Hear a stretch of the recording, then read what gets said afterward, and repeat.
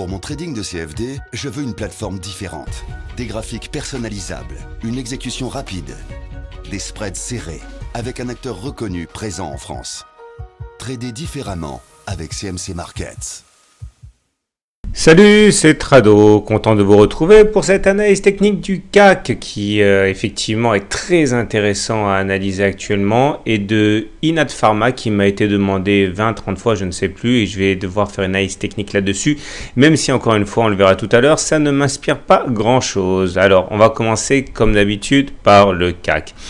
Le pari du jeudi, le pari que j'avais fait hier soir assez tard, c'était qu'on allait une fois de plus faire un test de la médiane. Et le moins que l'on puisse dire, c'est que ce test a eu lieu et qui n'a pas été très concluant. On a ouvert sur des niveaux assez positifs, on a ouvert sur les 4334, mais finalement, on a décru.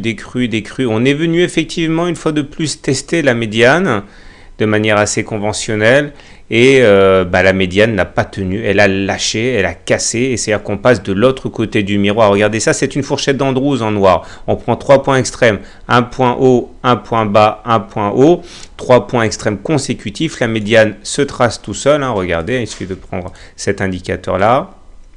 Et une fois qu'on a fait ça, la médiane constitue à la fois un objectif et un support. Et si on casse la médiane, on passe de l'autre côté du miroir, et l'autre côté du miroir, ça veut dire faire des oscillations entre la médiane et la partie basse de la fourchette d'Andrews, autrement dit cette demi-droite là. Et j'avais insisté hier en disant qu'elle est peu conventionnelle cette fourchette d'Andrews, parce que normalement il faut 4 bougies entre deux pivots. Là il y en a que 3, si on considère les pivots, il manque une bougie, et j'avais dit également que je la validais quand même parce qu'elle servait effectivement de fait d'aiguillon, de base de travail assez pertinente. Et si on tient compte de ce qui s'est passé aujourd'hui, c'est-à-dire qu'on pourrait tout à fait envisager d'aller voir les cours toucher les 4200, etc. Et d'ailleurs, ça sera mon pari, non pas pour demain, mais pour d'ici quelques jours, aller chercher les 4220 et quelques qui correspondent à cette oblique-là. Alors, il y a beaucoup de choses à dire. On a également fait un T1. Un T1, ça veut dire qu'on a une clôture qui se fait en dessous de la Bollinger. Là, voici la Bollinger supérieure, voici la Bollinger inférieure. Ça se calcule tout seul avec cet indicateur qui s'appelle Bollinger Surpris. Et lorsque on clôture en dessous des Bollinger, selon qu'on ait la Bollinger supérieure et la Bollinger inférieure qui divergent ou pas, on a plus ou moins de chances de faire une deuxième clôture en dehors des Bollinger. Alors en l'occurrence ici, la Bollinger inférieure et supérieure ne divergent pas, elles sont toutes les deux décroissantes, donc ça veut dire que pour demain c'est un petit peu aléatoire, mais on a techniquement plus de chances de réintégrer les Bollinger que de faire une nouvelle clôture en dehors des Bollinger.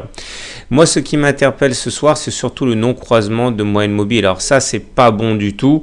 Le non-croisement de moyenne mobile, ça veut dire en fait que vous allez avoir les cours qui vont évoluer d'une certaine manière, et vous allez avoir les moyennes mobiles à 20 séances, les moyennes mobiles à 7 séances qui vont se lever. Et lorsque la M7 va faire semblant d'aller croiser la M20, mais qu'au dernier moment, elle va rebiquer vers le haut, ça s'appellera un non-croisement haussier, et c'est un signal d'achat. Et lorsque vous avez l'inverse, la M7 qui fait semblant d'aller croiser la M20, mais qui finalement va décroiser et repartir vers le bas, c'est un signal de baisse. Et c'est encore plus fort comme signaux que les croisements de moyenne mobile. Regardez ici, on a eu un non-croisement de moyenne mobile à la hausse. La M7 qui faisait mine d'aller croiser la M20, puis finalement elle change d'avis, elle repart vers le haut. Regardez ce qu'ont fait les cours. Pareil encore ici. Non-croisement de moyenne mobile, ou alors là, non-croisement baissier de moyenne mobile. Si j'en parle, c'est parce que regardez ce qui se passe, c'est assez catastrophique. La M7 faisait vraiment mine d'aller chercher la M20 et finalement elle repart vers le bas. Ça, c'est pas bon du tout. Et donc, je pense qu'on n'a pas fait les plus bas sur le CAC. En plus, cette demi-droite orange qui aurait dû faire office de support, a lâché aussi. Franchement, on n'a pas beaucoup d'éléments pour se réjouir. Donc, ce que je retiendrai à titre personnel, c'est qu'on va être sans doute amené à faire des plus bas. Demain, je pense qu'on va toucher une fois de plus la Bollinger inférieure et de l'issue de ce contact avec la Bollinger inférieure, on verra ce qui peut se produire. Je terminerai par une étude comparative des différents signaux baissiers qu'on aurait pu avoir, hein, toujours pareil dans une optique purement pédagogique. Bon, là vous avez compris, c'est le chemin de croix pour le CAC qui nous informait avant tout le monde.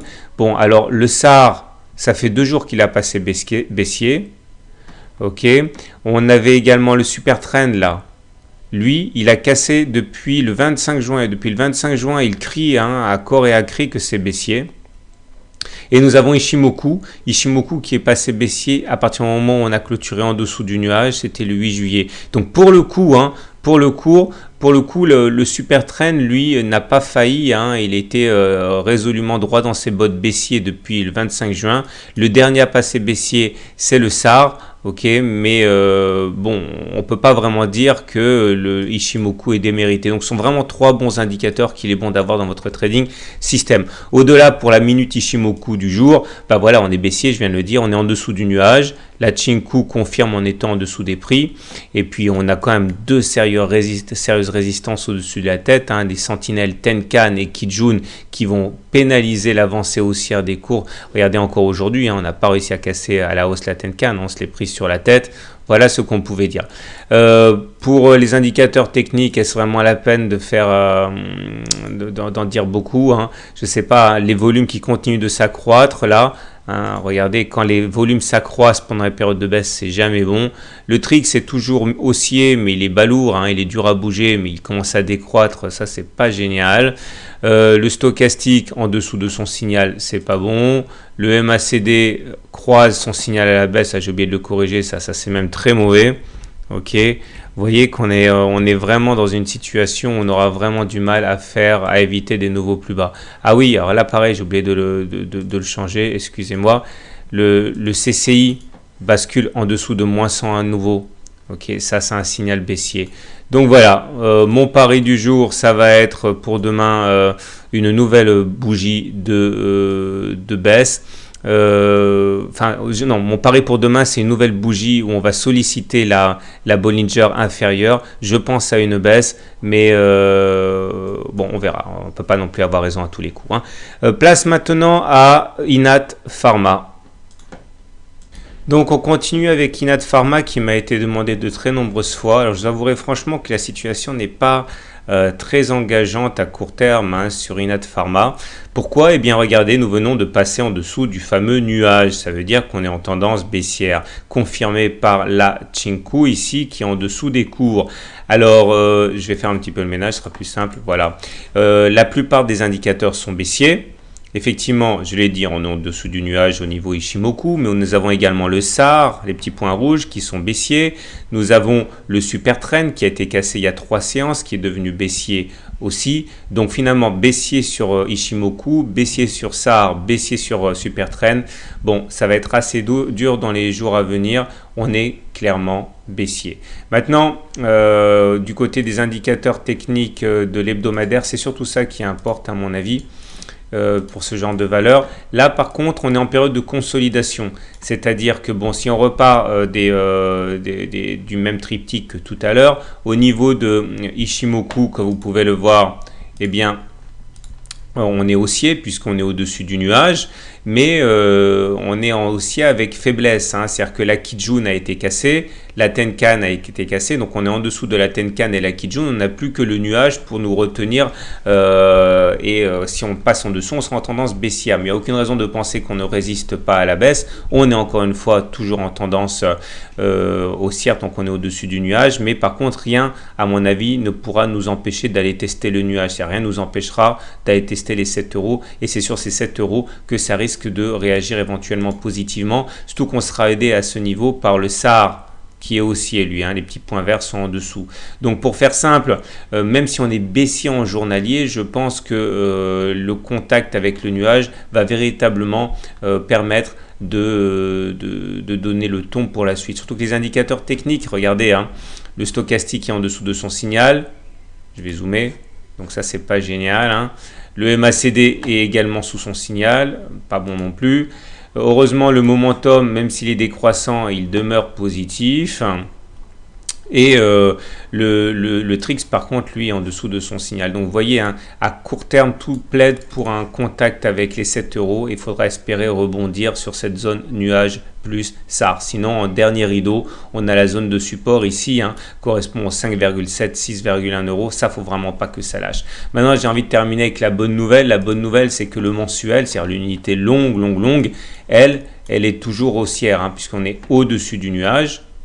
Et là, par contre, on est soutenu par la Tenkan, soutenu par la Kijun et le Super Trend également. Donc là, on a quasiment tous les indicateurs qui sont au vert. Il faudrait quand même beaucoup descendre avant de changer d'opinion. La tendance demeure haussière. Il n'y a que le SAR à ce niveau qui a été cassé, hein, ici et qui est baissier. Mais parmi les 3 indicateurs lourds, eh bien, je dirais que le SAR, c'est le seul à faire montre d'une opinion baissière. Donc on résume. En mensuel, c'est haussier. En hebdomadaire, c'est encore haussier mais fragilisé. En journalier, c'est baissier. Et tout ça me fait donc penser qu'on va aller chercher sans doute les 7 euros. Voilà, je vous souhaite une bonne soirée, de bons trades. Et surveillez également ce qui va se passer du côté des marchés US. Parce que bon, vous avez compris, mon opinion sur le CAC est clairement baissière. Maintenant, si les US nous gratifient d'une superbe séance, eh bien peut-être qu'on rebondira. Hein. Mais bon, à mon avis, il y a peu de chance. Voilà, je vous souhaite une bonne soirée, bon trade et à demain pour la mise à jour.